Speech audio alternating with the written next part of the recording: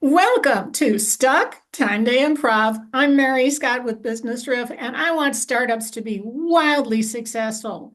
One of the best tools a startup can use is a Google business profile. And today I'm so happy to have Dotty Scott from Premium Websites talking to us about that. Thanks for coming, Dotty. I'm so glad to be here. Google business profiles are such a critical part of every business person's online presence. Okay, so let's start with the beginning. What is a Google business profile and how does a startup acquire one? A Google business profile is the free listing that Google offers for all businesses. And to acquire one, you just literally sign up for it.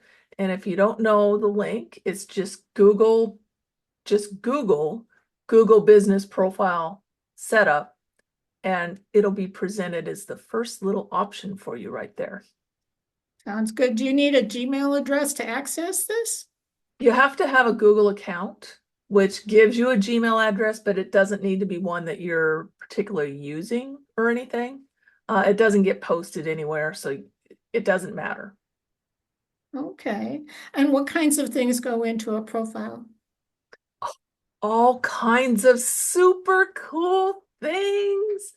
All the basic stuff, like your name, address, phone number, all of that kind of stuff. You get to choose listing categories. You choose a main category, you choose up to 9 others. You do have to use what they provide. So most people don't end up with 9. You might end up with 2 or 3. You can put in your announcements, your blog posts. I put a link to all of my blog posts in there and I upload a picture for them. You can put videos in there if they're short. I believe it's under 30 seconds for them, and it's horizontal. The vertical ones don't work yet. You can upload images, but here's the most important thing. It's the place you get reviews.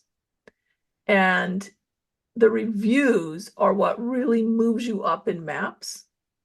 I did forget to mention the Google Business Profile is your only access to getting listed in maps for Google searches. So that's why we really want to have it, because the maps get displayed at the top of the search results on the phone, sometimes even before the sponsored links, which is the paid, Google AdWords kind of type stuff. But if you don't have a brick and mortar business, why would you want to be in the maps? Because when people search, they often choose the first listing they see, which is generally in maps. And it doesn't matter if you have a brick and mortar business or not. I work out of my home. You could say I could work anywhere. I could work virtually. It doesn't really matter where I'm physically at. However, because I'm listed in maps, I do have a lot of local businesses that find me. And you know what? Local businesses want to work with local designers or local service providers because they want that interaction.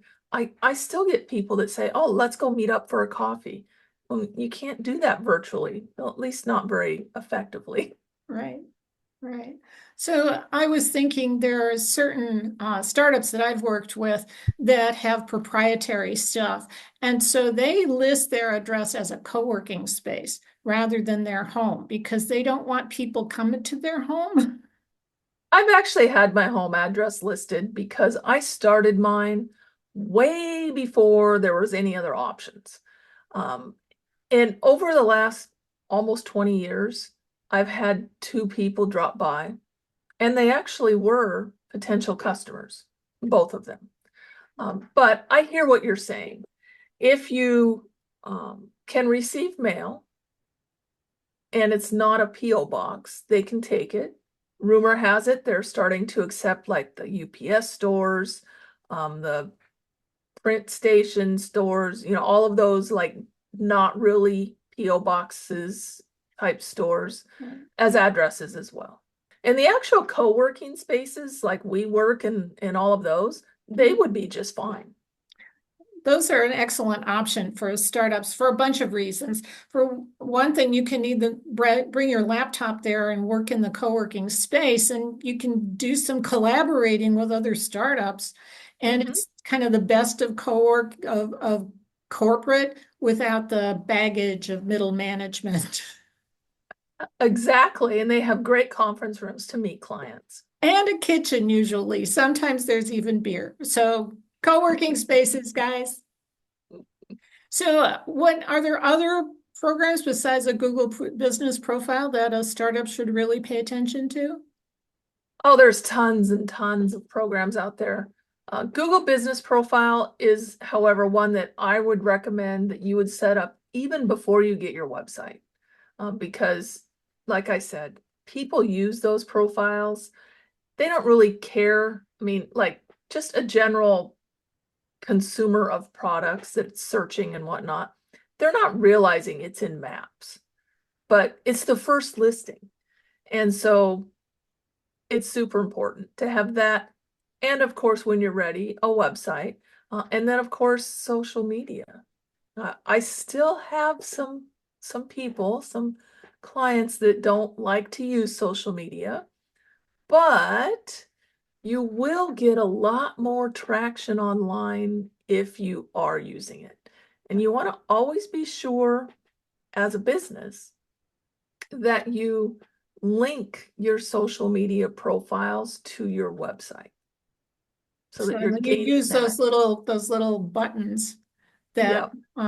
websites provide as a widget, I guess. Yeah, but when you're in, like, just say your Facebook business page, Mhm. people want to say, well, if I want to learn more, where am I going to go? You want to make sure your link is there for their convenience. Right. Plus, those get indexed in search engines. So it's a optimization thing as well. Okay, great. So, are there any other particular tips you want people to know about Google Business Profiles? Once you start the profile and finish the profile, it's never finished, it's never done. You're always doing something to it. It used to be you could just create one and it would just sit there and look beautiful and you were good. Now, Google is actually looking for activity through that account. So even if it's just upload a photo once a week, once a week, log in and do something. If I don't have a blog post to post, I will upload a photo. I'll ask somebody to give me a review. Something needs to happen each week. Yeah, asking for those reviews. That's something to do at least once a month. Go to your happy customers, go to anybody that's worked with you and ask for a business review on Google. I think it's Yes. fairly easy to send a link for people to do that, right? Oh, it's super easy. When you go into manage your profile, like you're logged in, there'll be a button that says reviews. You just click on that, and then it'll have a pop-up come up where you can like look at your reviews. And somewhere on that page, I think it's a blue button. It says ask for reviews or get more reviews or something like that. You just click that and it gives you the link and just send it directly to them. Sounds good. Low-hanging fruit, folks. You need to be able to ask the people who know you to recommend you. Yes, the way to stay at the top of maps is to have reviews getting added consistently. Here's what I do. This could be a tip or a trick, whatever you want to call it. I have a campaign set up in my CRM that has it's like a pre-formatted email. It has all the links in there. And I just, when I finish a website project, I just add the name to that campaign and then they get the email sent out. It's super easy to set it up that way. Okay. Well, this has been excellent, Dottie, for information about Google Business Profiles. And if you need an excellent website designed, you should call Dottie too. We'll put contact information for a Google Business Profile checklist into the comments. And thanks again for coming. You are welcome. This has been fun. And I'm Mary Scott with Business Riff. I want startups to be wildly successful. One of the best things you can do to accomplish that is book a call with me at businessriff.com. And join us again next time for Stuck, Time to Improv.